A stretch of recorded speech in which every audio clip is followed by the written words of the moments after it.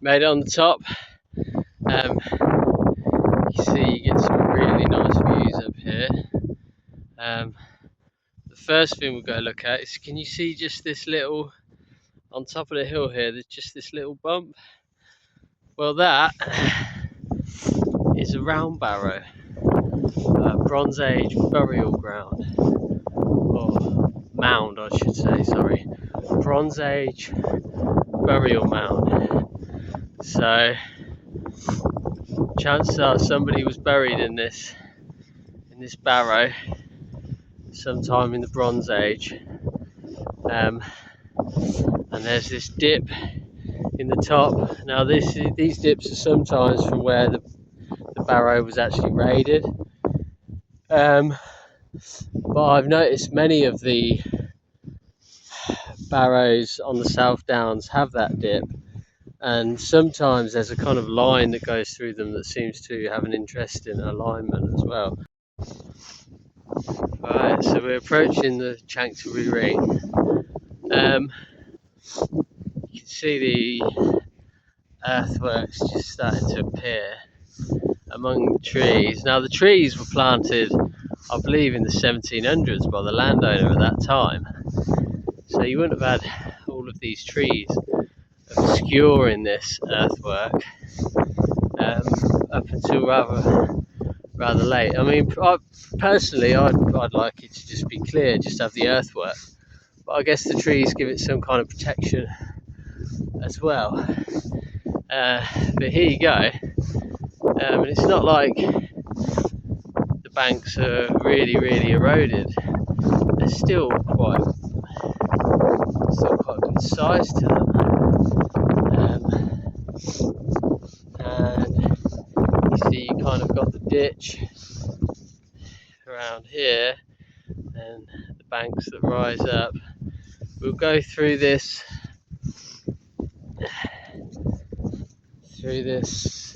entranceway, which seems to be a kind of southern entrance here, southern entrance into the site. Like I say, this is a Bronze Age site, so this was constructed in the Bronze Age, but there was something special enough and significant enough about this site that when the Romans came here, they were so impressed that they decided to build a temple here. So it's a Bronze Age site, but that also had a Roman temple built on it. And then I believe there was also some more activity here in the Iron Age. But they've also, through excavations, digging down, found flint tools here dating to the Neolithic period. So you've got this kind of multi-stage sort of site with lots of activity from these different periods, and you've kind of got to assume that the significant thing about this site, if you look over in this direction, what you're not going to see on the camera, but what I can see is the ocean as you look to the south. So you can see from this site here, if there were people approaching across the channel, you would see that from this site. And if you had a beacon up on here, you'd be able to light it and signal to other locations all along the South Downs that there are people approaching from the south. So from a defensive point of view, you can understand why this place would actually have been so valuable and so important. If we take a look down here, you can see oyster shells, and you might ask yourself, what are oyster shells doing all the way up on the South Downs? And that's one of the Roman connections. They love the things. They loved eating them, and almost everywhere where the Romans were, you find the remains of oyster shells. And that's why these are here, because there was a Roman site here, and they were bringing them in, and they were eating them. Look, there's loads of them. So how cool is that, to think that it's really extremely likely that some Roman person at some point in history was touching this, was eating from it, and that's the equivalent of their rubbish. How cool is that? There's all of this, what seems to be sort of brick. I would need, I'm not going to lie, this is not my area at all of expertise. I'm pretty sure the Romans weren't using brick. Is this brick, or is it just fired clay? Um, is this more evidence of the Roman activity? You see, look here, there's some kind of like some kind of something. I would need the insight of somebody more knowledgeable than I, but you can see on the ground there's actually just this scatter of all this stuff. So there's something going on here. So that may well be more evidence of the sneaky Romans that were up here.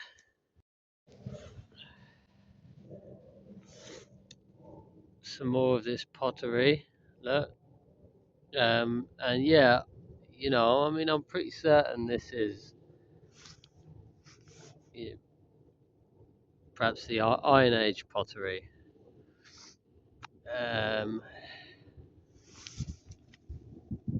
Maybe, it could be Bronze Age, but it's probably more likely the Iron Age stuff.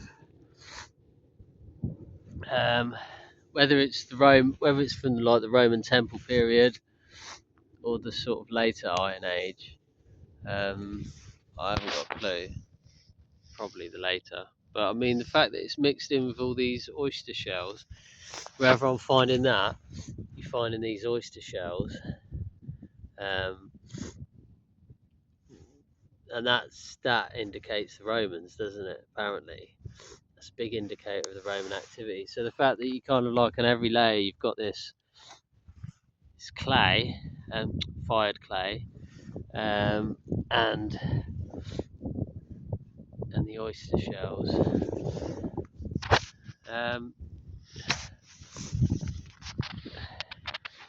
So it's worth having a poke around and a closer look, because you never know what you can find. But look, here's a flint that looks, is it frost fractured or is it heat?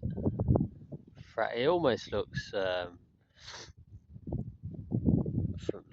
from heat. It's got that kind of sugary look.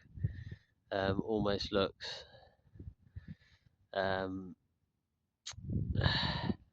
like it could have been a pot boiler, one of those type of flints. There are all kinds of interesting ideas around those and what those could be. More so than just pot boilers.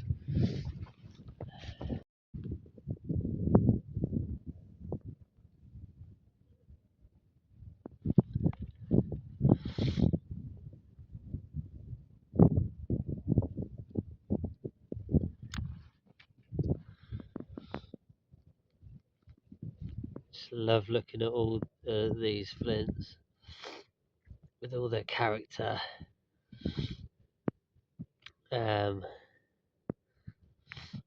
Just gotta love it. How can you not?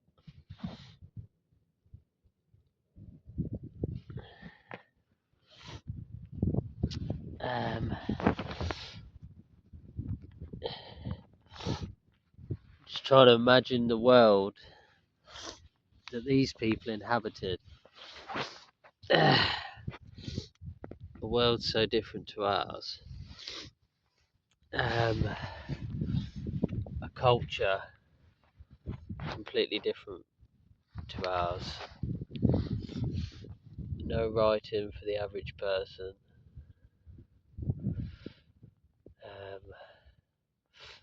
No TV. No kind of. The only shared narratives were shared through stories and through stories, really, storytelling.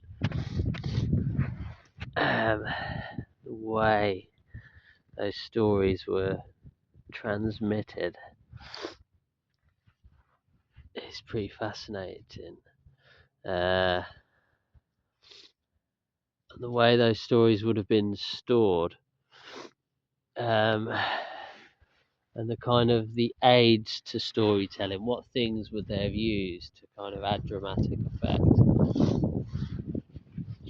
All of these things I find really interesting, and for some reason, whenever I look at these interesting old flints, I just see the stories of humanity talking back to me within them. For whatever reason, call me mad or whatever, it doesn't matter, they're there. For some reason, I see within these old flints scattered around in a place like this, the stories of our past. Look at this burnt flint. That's been burnt, look, cracked and crazed, and from the look of that, it doesn't appear to me like that's happened recently.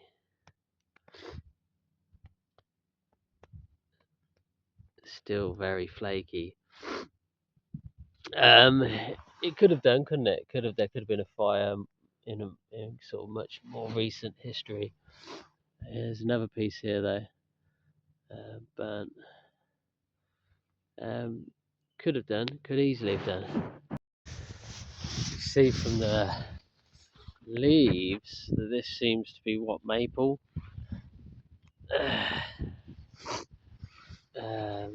Don't know whether that's Dutch maple, the Norway maple. I don't know. There seems to be a lot of maple here. I'm guessing he planted maple. Just from the leaves anyway. But there's also some beech, look. So it's maple and beech. Mainly here, I believe. That's what he chose to plant. You can also see from all the fresh cow pat that there are cows here.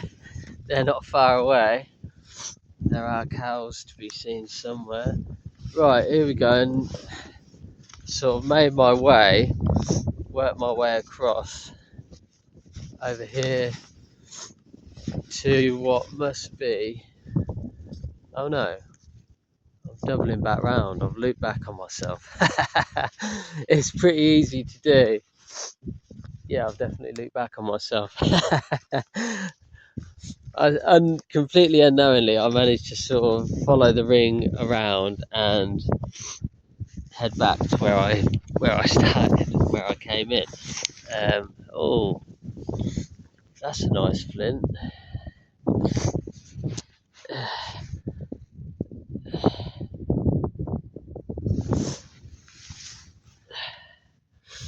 I'm on one of those mounds here. Look, there's a lot of flint going on, but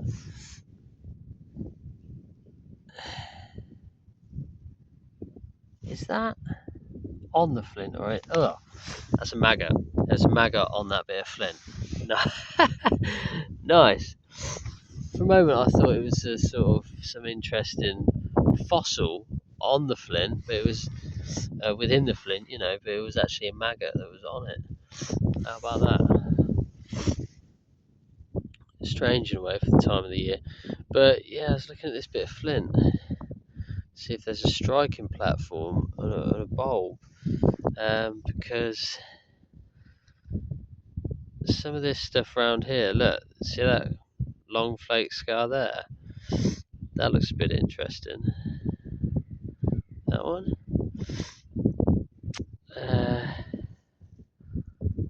Can't see any retouch, any obvious, but there's something tickling my curiosity with that one. I'm gonna hold on to it, give it a bit of a wash up. Sometimes you see a bit more, but yeah, this is one of those sort of scatters. Look, it's got a mixture of the sort of pottery, flints, little bits of flint.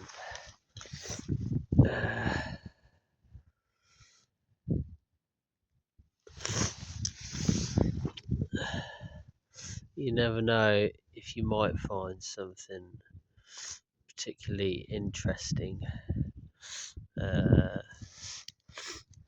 There's always a chance you might find something interesting. So here you go. We're in another spot. We've got fired clay kind of bits going on, bits of little pieces of chalk, bits of flint. And here, look. I'll try and get in the light. It's probably gonna be hard. You see, you got the striking platform here, and then the bulb of percussion, and it thins out. So that's a struck flake. That is from the flint knapping process. So there, your striking platform, and the bulb of percussion. There doesn't seem to be, you can see even where it terminated there, the flake. There doesn't seem to be any kind of obvious retouch or anything on it that I can see. So, a piece of waste material from the knapping process still means human activity. Somebody napped that piece of flint.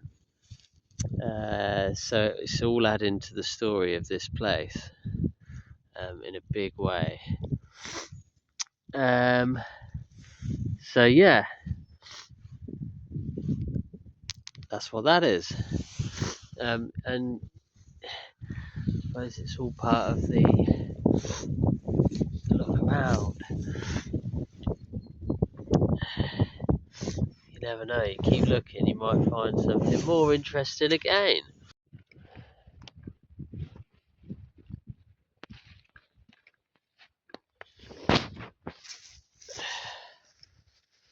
So now here we're coming up to the other end, to the north side of the circle.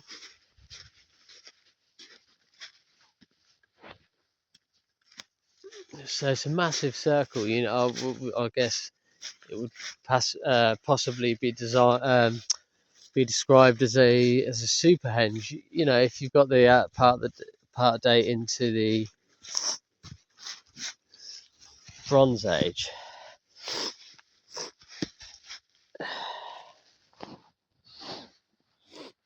Taking those interesting flints out to have a look at.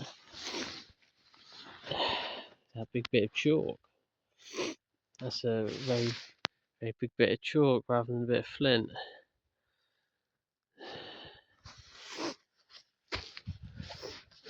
Also got to love a nice big chunk of chalk, haven't you?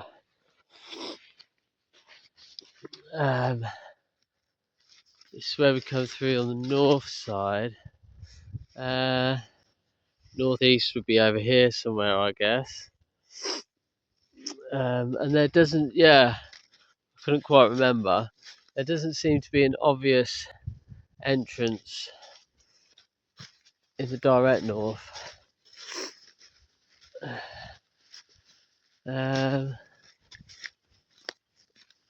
There's no entrance as such. So it seems like the main entrance into the circle, as I've noticed this time around being here, is in the southern entrance, like Stonehenge actually.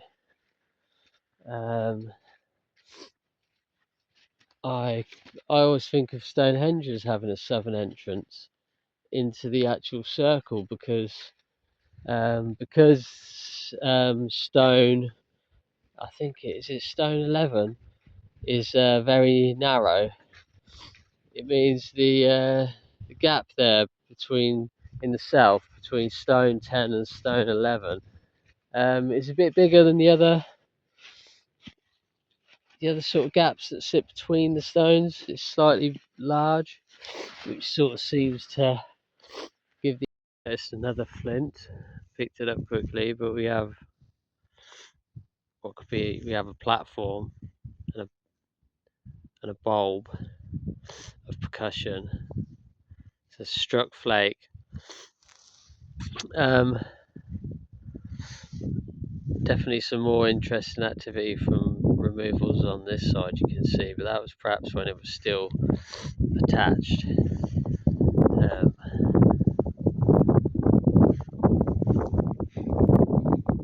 Worth a closer look at that one though, that end, see if it could have been like a scraper, but we'll have a look. Southern entrance, you see the banks have gone up here and here. You see the sun is coming round. We've got about 8 more degrees till midday. It's going to bring it somewhere around there. But that hill there, that's Chanctonbury Ring. So at midday, the sun is going to sit around here. It's going to sit just on the edge of Chanctonbury Ring. That line will take it just up that line through this entranceway into the circle itself. Not across the centre of the circle, that's there.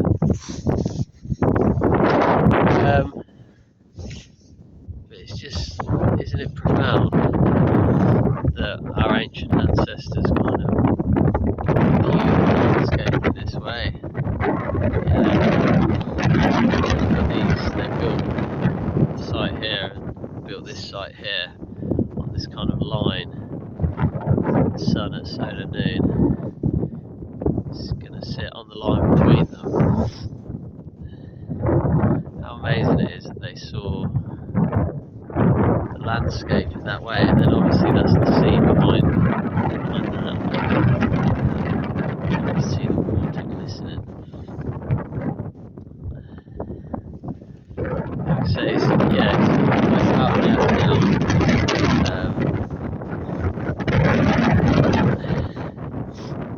It's about, probably about 7 degrees left now. The sun is